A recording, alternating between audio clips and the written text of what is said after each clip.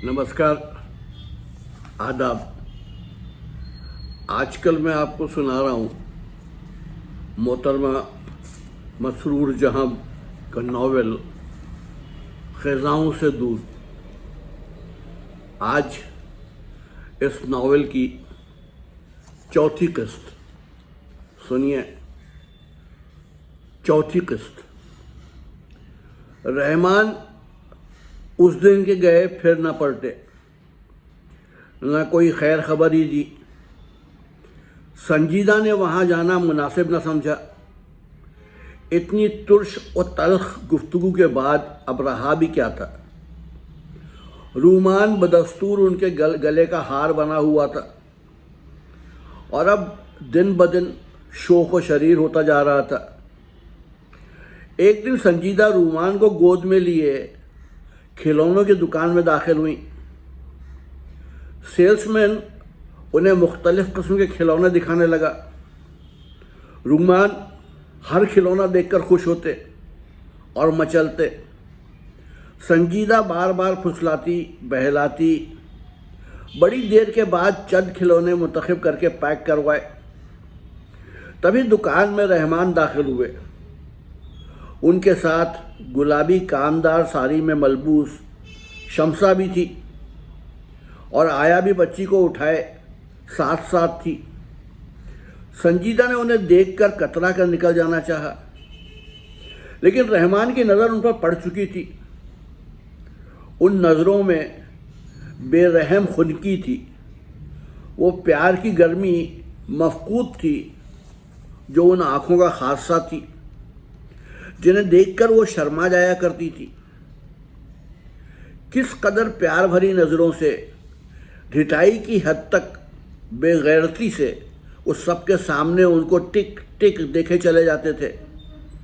लाख संजीदा इशारे करती, दूसरी तरफ मुखातिब करती, नज़रों ही नज़रों में घूरती, लेकिन वो कब टस से मस होते थे।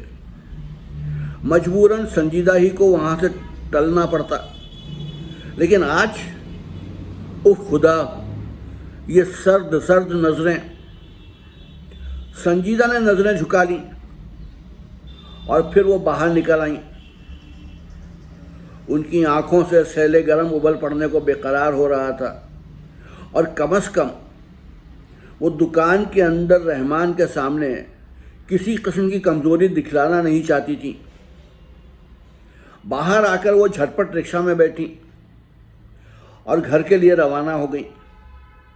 घर आकर उन्होंने खिलौने का पैकेट खोलकर सारे खिलौने रूमान के सामने कालीन पर रख दिए और फिर उसके करीब वहीं कालीन पर औंधी लेट कर रोने लगी।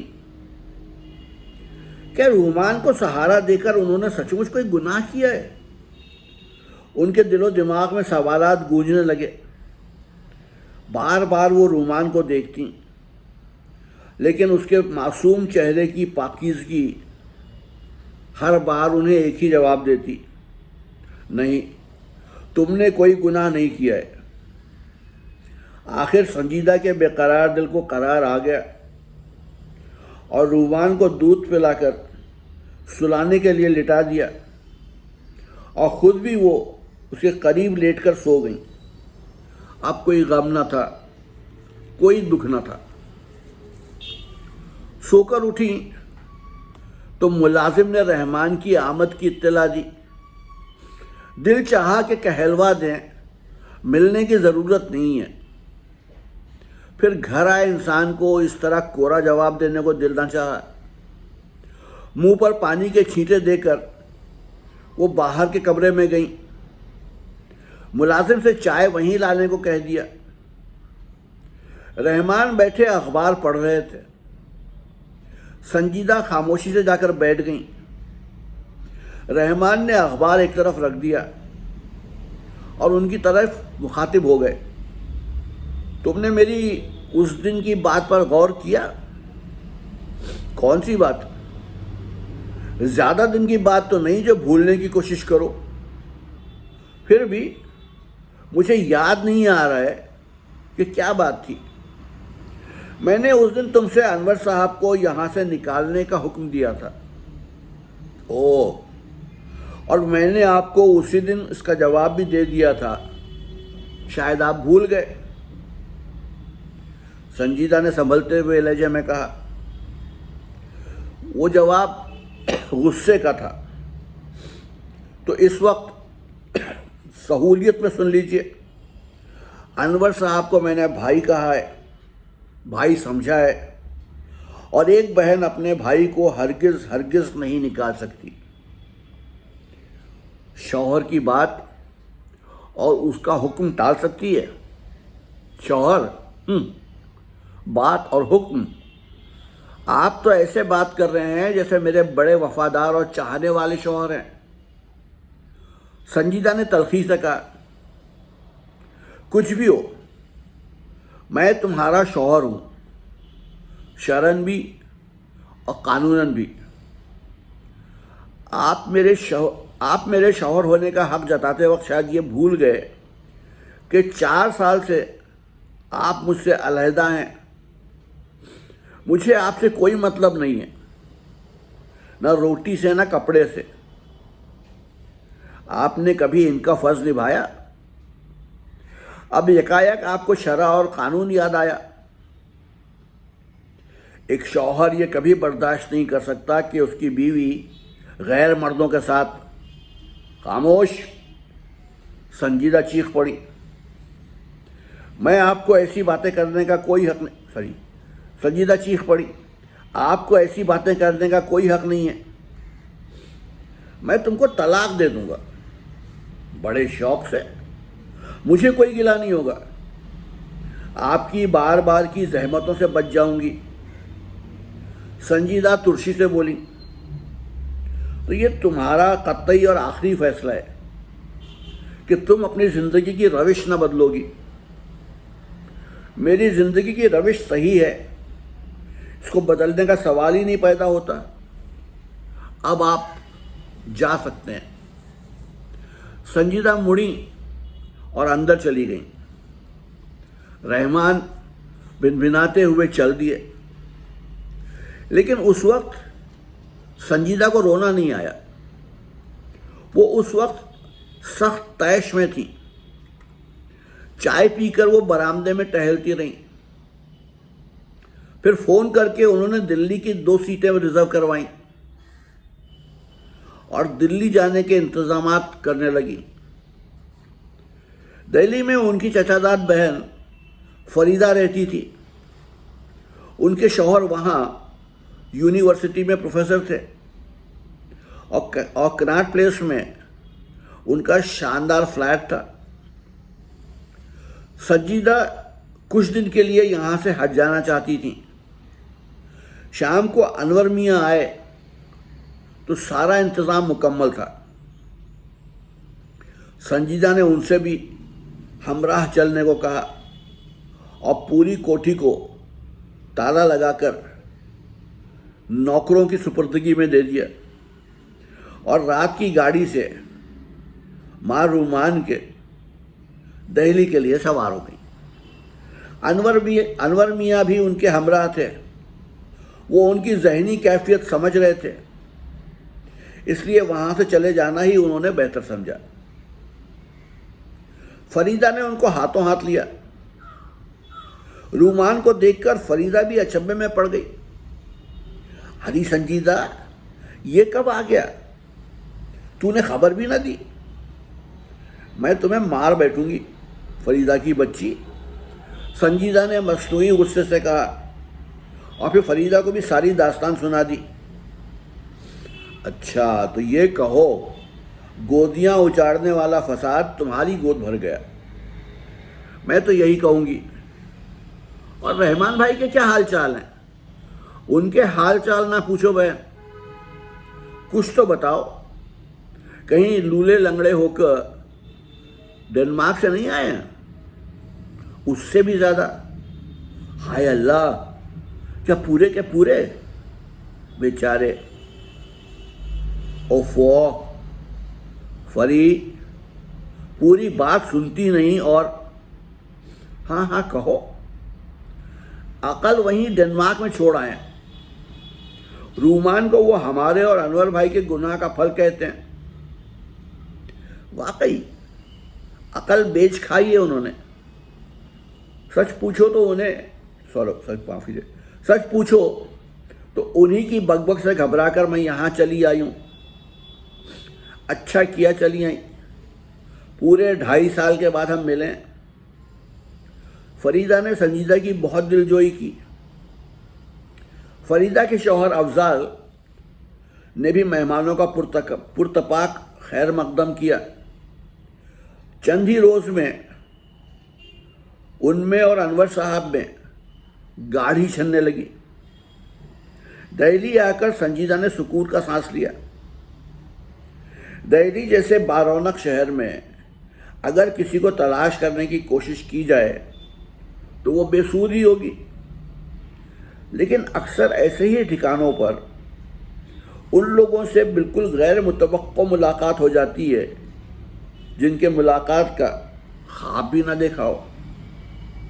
اور ایک ایسی ہی ملاقات تھی انور میاں کی اپنے چچا زاد بھائی عالم صاحب سے۔ چاندنی چوک میں یہ سب شاپنگ کر رہے تھے۔ اچانک ہی ایک صاحب جھپٹ کر انور میاں کے گلے لگ گئے۔ انور بھائی، بھائی جان، میرے بھائی۔ انور میاں نے جھپٹنے والے کی صورت دیکھی اور اسے زور سے چمٹا لیا۔ عالم، میرے بھائی، تم یہاں، کہیں یہ خواب تو نہیں ہے؟ اور پھر آنسوؤں اور مسکراہٹوں کے حسین سنگم نے دونوں بھائیوں کی یہ حیرت دور کر دی، اور وہ آمنے سامنے کھڑے تھے، اور یقین نہ کرنے کی کوئی وجہ ہی نہ تھی۔ انور میاں نے سرسری اپنی بربادی کا تذکرہ کیا۔ افضال صاحب، فریدہ اور سنجیدہ کا تعارف کرایا، رومان کو بھی ملوایا۔ عالم نے بتایا کہ وہ 2 مہینے پہلے ہی آسام سے آئے ہیں، احمد آباد بھی گئے تھے، لیکن وہاں کسی کا کوئی پتہ نہ چلا، اور اگر پتہ چلا تو بس اتنا ہی کہ سب مرکھب گئے ہیں۔ بخدا اس وقت آپ کو دیکھ کر اس قدر حیرت و مسرت ہوئی کہ مجھے تو شادی مرگ ہو چلا تھا۔ ہاں عالم، کچھ یہی کیفیت میری بھی تھی۔ اور کہو، دلہن اور بچے سب کیسے ہیں؟ کہاں ہیں؟ سب یہی ہیں۔ آپ میرے ساتھ چلیے، بلکہ اب آپ کو میرے ساتھ ہی رہنا ہوگا۔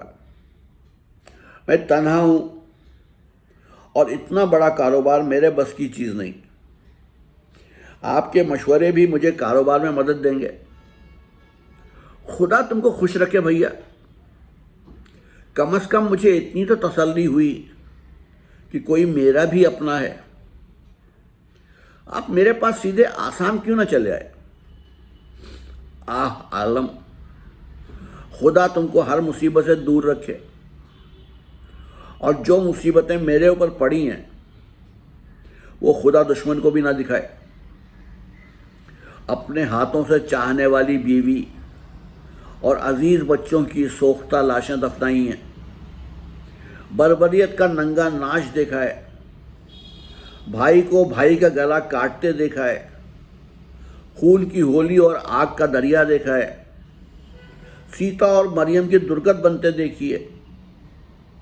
ایسی حالت میں مجھے اپنا ہوش نہ تھا۔ اگر یہ ننھا فرشتہ نہ مل گیا ہوتا تو شاید میں پاگل ہی ہو جاتا، لیکن اس نے مجھے مرنے اور پاگل ہونے سے بچا لیا۔ اور پھر سب سے زیادہ میں اپنی بہن سنجیدہ کا احسان مند ہوں، جس نے مجھے بے یار و مددگار کو نہ صرف سہارا دیا بلکہ عزت اور محبت بھی دی، ہمدردی اور اپنائیت بھی دی۔ ایسی بہن کو تنہا چھوڑ کر اب میں کہیں نہیں جا سکتا۔ ہاں، اکثر ملتا رہوں گا۔ تم میرا خون ہو، تم کو دیکھ کر میرا دل خوش ہو گیا۔ انور بھائی، آپ تو میرا دل توڑے دے رہے ہیں۔ بخدا میں یہ گناہ ہرگز نہیں کر سکتا. تم اس حد تک دل گرفتہ نہ ہو. کہہ تو دیا کہ اب اکثر دہلی آؤں گا اور تمہارے پاس قیام کروں گا. میں کیسے یقین کروں؟ عالم بے بسی سے بولے. آپ انور بھائی کو لے جائیے، 2-4 روز اپنے پاس رکھیے، تب تو یقین آئے گا. فریدہ نے ہنس کر کہا، اگر سنجیدہ بہن اجازت دے دیں تو یہ میری خوش قسمتی ہوگی. عالم نے کہا، انور بھائی میرے عزیز بھائی ہیں، قیدی تو نہیں جو میں اجازت دوں. وہ میرے بھی بڑے ہیں، اکثر کام میں ان کی اجازت اور رائے سے کرتی ہوں. ان کا دل چاہے تو وہ بڑے شوق سے چند روز آپ کے پاس رہ سکتے ہیں، ہمیں بھی خوشی ہوگی. بہت بہت شکریہ سنجیدہ بہن. عالم خوش ہو گئے. اس کا مطلب یہ ہے کہ آپ انور بھائی کو بخشنے والے نہیں ہیں. افضال صاحب ہنس کر بولے، بڑی مدت کے بعد ملے ہیں اس لیے. خیر کوئی بات نہیں. افضال صاحب نے جیسے عالم صاحب پر ترس کھا کر کہا، انور بھائی آپ عالم صاحب کے ساتھ چلے ہی جائیے. فریدہ مسکراتے ہوئے بولی، ارے اب یہیں سے لے جانا مناسب نہیں ہوگا. ایسا کیجئے کہ کل دوپہر کا کھانا آپ سب غریب خانے پر ہی کھائیے. انور بھائی بھی آپ لوگوں کے ساتھ آئیں گے اور پھر وہ ہمارے پاس رک جائیں گے. کوئی مضائقہ نہیں ہے. افضال صاحب نے فوراً تائید کی. سب لوگ ہنسنے لگے. عالم صاحب نے اپنا پتہ دیا اور لوگوں سے آنے کا وعدہ لے کر رخصت ہوئے. ان کے جانے کے بعد یہ لوگ کچھ خریداری کر کے گھر واپس آ گئے. دوسرے دن سب لوگ حسب وعدہ عالم صاحب کے گھر پہنچے. اچھا گھر تھا.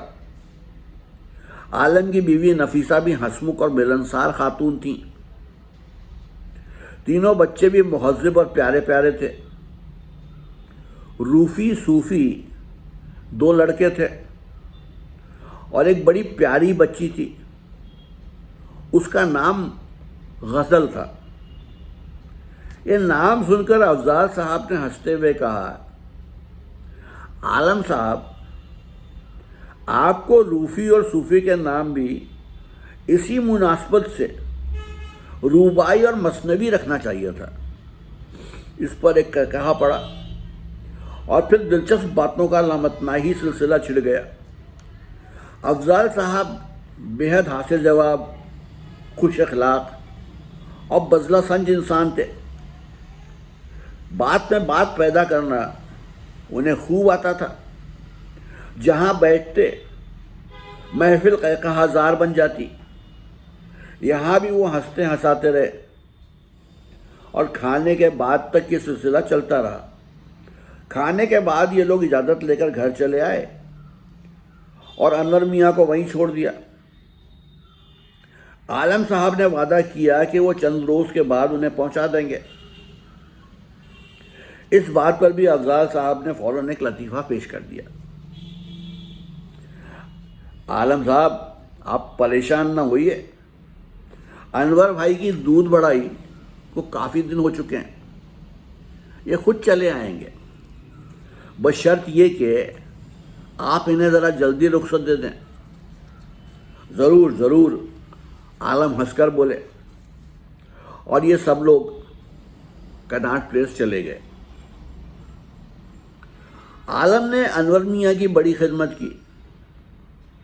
نفیسہ نے بھی خاطر مدارات میں کوئی کسر نہ چھوڑی.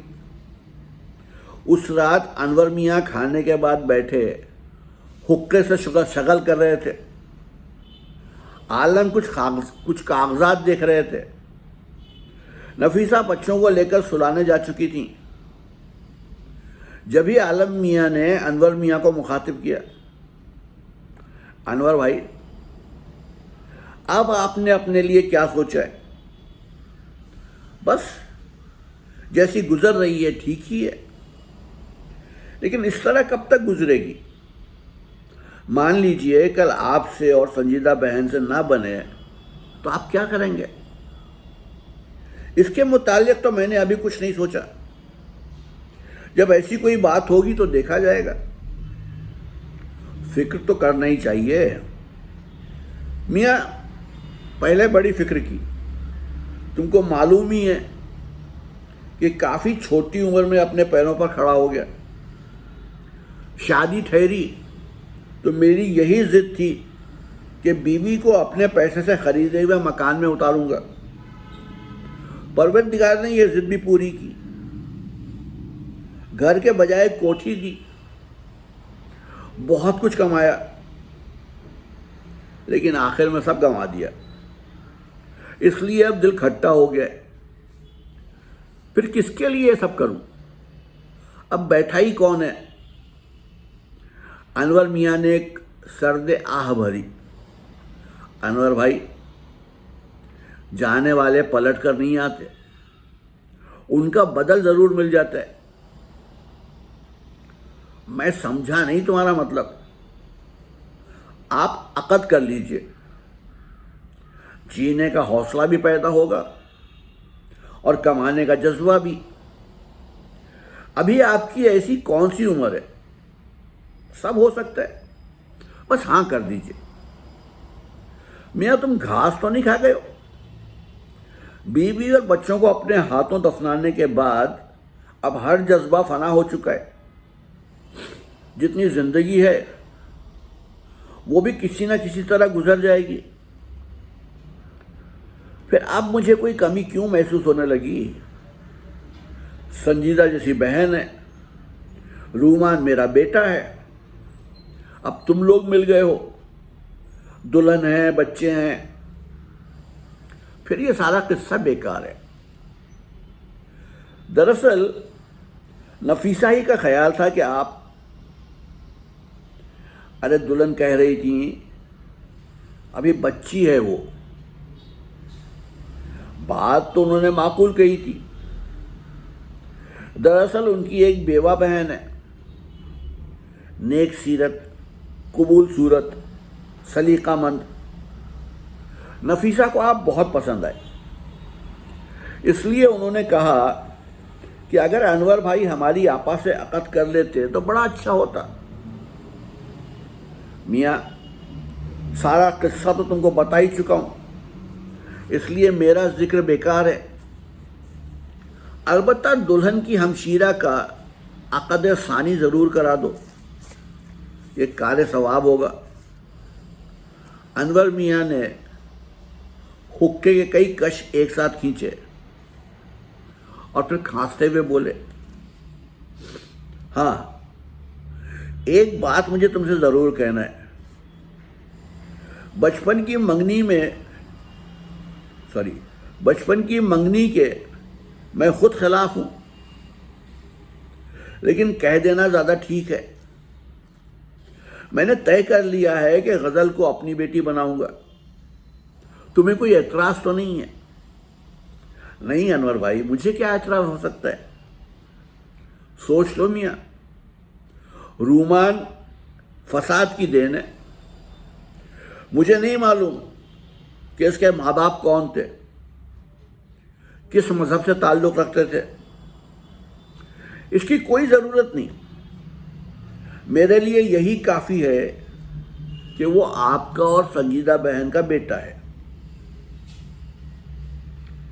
پھر وہ کیا ہے، کون ہے، کس مذہب سے تعلق رکھتا ہے وغیرہ سوچنا ہمارا کام نہیں۔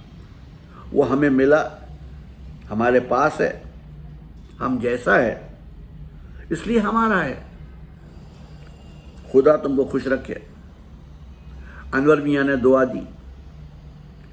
انور بھائی، آپ کو 1947 کے ہندو مسلم فساد کے قصے انور بھائی آپ کو 1947 کے ہندو مسلم فساد کے قصے بھولے نہ ہوں گے، جب اس سے زیادہ بھیانک قتل و غارت گری ہوئی تھی، عورتوں کی بے عزتی ہوئی تھی۔ پھر جب لڑائی ختم ہوئی تو ہماری ہزاروں ہندو اور مسلمان بہنیں حاملہ تھیں۔ ان کا قصور کیا تھا؟ فساد انہوں نے تو نہیں کرایا تھا، قتل و خون میں ان کا کوئی ہاتھ نہ تھا۔ وہ سب اپنے باپ، بھائی، شوہر اور بیٹے گنوا چکی تھیں، پھر بھی اس فساد نے ان پر مزید ظلم ڈھایا۔ کس کے بطن میں کس مذہب و نسل کا بچہ پرورش پا رہا تھا، کون کہہ سکتا تھا؟ وہ بچے پیدا بھی ہوئے اور ان کو بے قصوری سزا بھی ملی۔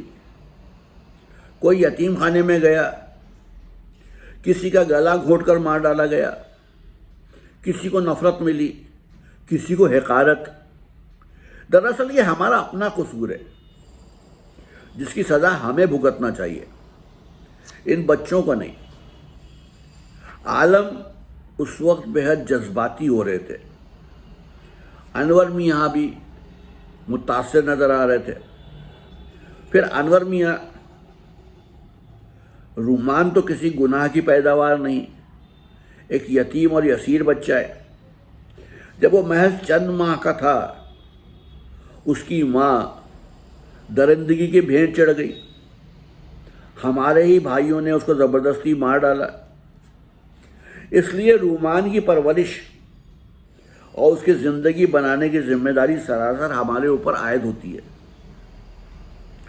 جزاک اللہ، مرحبا، کاش تمہارے جیسے خیالات ہر جوان کے ہو جائیں، تب کوئی رومان لاوارث نہ رہے، کوئی ماں درندگی کا شکار نہ ہو۔ انور میاں نے عالم کا شانہ تھپکتے ہوئے کہا، اور پھر ہاتھوں سے رگڑ کر اپنی آنکھیں صاف کرنے لگے۔ عالم بھی آنکھوں میں آنسو بھرے بیٹھے تھے۔ اچھا میاں، آج یہ بات پکی ہو گئی کہ غزل ہماری اور رومان تمہارا، انشاءاللہ یہی ہوگا، عالم میاں نے مسکرا کر کہا۔